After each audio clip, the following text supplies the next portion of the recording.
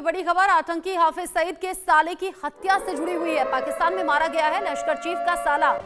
लश्कर के political wing के chief Kashif Ali की हत्या की खबर मिल रही है। खैबर पख्तूनवा में गोली मारकर यह हत्या कर दी गई। अज्ञात बंदूकधारियों ने गोली मार दी, हत्या कर दी। लश्कर के राजनीतिक विंग PMML के प्रमुख मौलाना काशिफ जो कि मारा गया। यहाँ आतंकी हाफिज सईद का साला जो कि रिश्ते में लगता है और साथ ही साथ एक बड़ा चेहरा भी लश्कर तैयबा का पॉलिटिकल विंग का चीफ भी कहा जा रहा है यहाँ पर मौलाना काशिफ। लेकिन जिस तरीके से ढेर हुआ है, ऐसा चर्चाएं जोर पकड़ रही हैं कि भारत का एक और दुश्मन हो गया है ढेर। अज्ञात बंदूकधारी आते हैं, एक के बाद एक फायर किया जाता है जिससे कि काशिफ की मौत हो गई।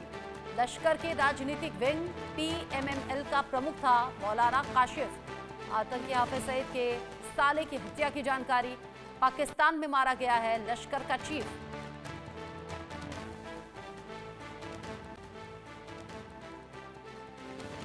इस खबर को लेकर मेरे सीनियर कुलीग अजय जांडियाल जुड़ गए हैं ज्यादा अपडेट के साथ में।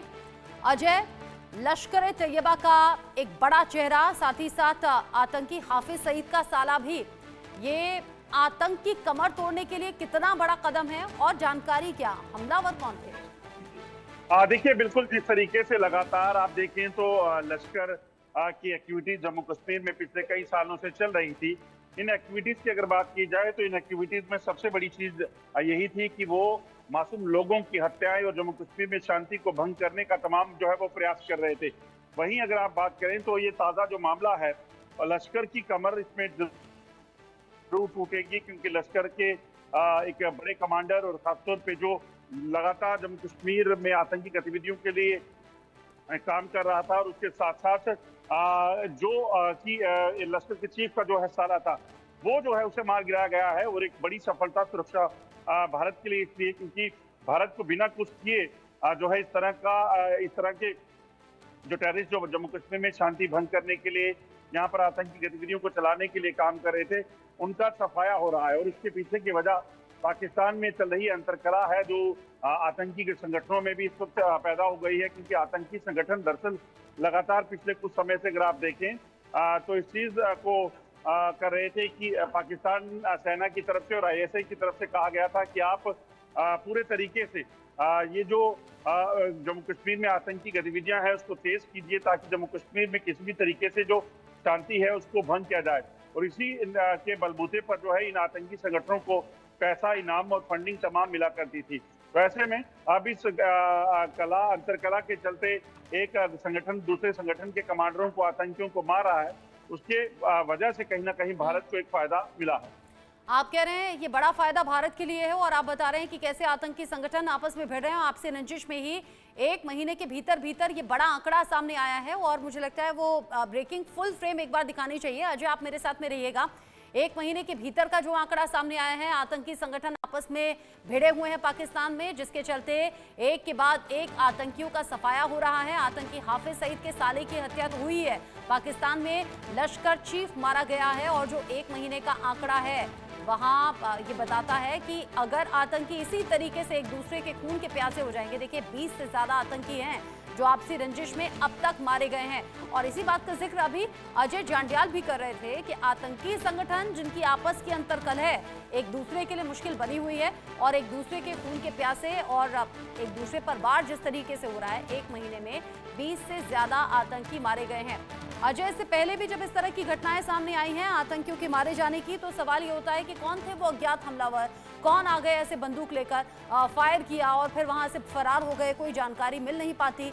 कुछ बार ऐसा जरूर हो जाता है कि कोई आतंकी संगठन जिम्मेदारी ले ले, लेकिन ये जो अज्ञात तरीके से हमले हो रहे हैं, क्या इसे प्योरली ये माना जाए कि हाँ ये आतंकी संगठन ही है, आपस में वर्चस्व की जंग है या बाकी रीजन है जो आपस में ही भिड़ रहे हैं, लेकिन कुल मिलाकर भारत का फायदा कर रहे हैं, क्योंकि भारत तो जीरो टॉलरेंस की नीति अपनाता ही है आतंक को लेकर। देखिए, बिल्कुल मैं कहूंगा पाकिस्तान का भी फायदा कर रहे हैं। जिस तरीके से पाकिस्तान भी इन आतंकियों को बनाने के लिए आज दुनिया भर से जो है वो प्रेशर झेल रहा है, उसके पीछे भी ये आतंकवादी ही हैं।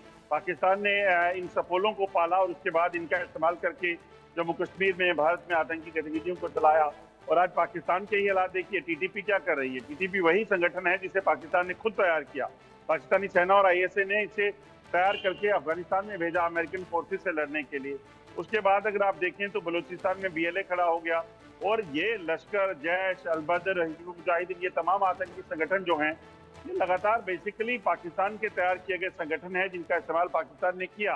और आज दुनिया भर से अगर प्रेशर है तो इसी चीज को लेकर है कि आतंकी जन्मदाता जो है वो पाकिस्तान बन गया है, और आज पाकिस्तान लगातार उसी में उलझा हुआ है। अगर पाकिस्तान बजाय आतंकवाद की तरक्की की ओर, शांति की ओर काम करता तो आज शायद पाकिस्तान की तस्वीर अलग होती।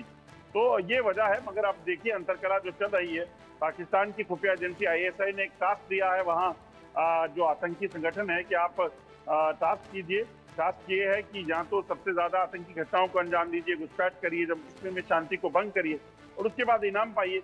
करोड़ों रुपए जो है हर साल जो है पाकिस्तान अपनी फंडिंग जो है वो टेररिज्म के लिए करता है। तो इस बार भी कहीं ना कहीं एक संगठन दूसरे संगठन को मारेगा तो अपनी सुपरमेसी जो है, मास्टर माइंड जब होता है, कोई बड़ा आतंकी कमांडर होता है, उसके मारे जाने के बाद कहीं ना कहीं वो संगठन थोड़ा कमजोर हो जाता है। तो इस वजह से इस तरह की गतिविधियां इस वक्त पिछले दिनों से काफी तेज हुई हैं।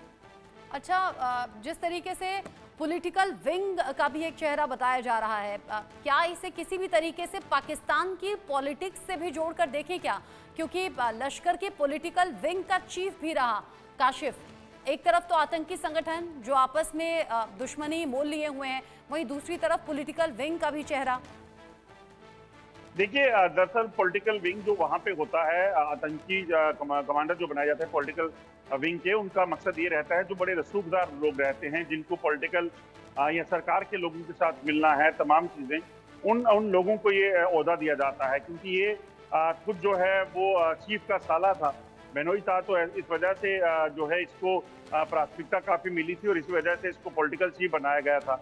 तो आप जानते हैं पाकिस्तान में आतंकी सेना, आईएसआई और सरकार, ये सब एक होते हैं और सब मिलजुल कर जो हैं वहाँ पर पैसा कमाते हैं।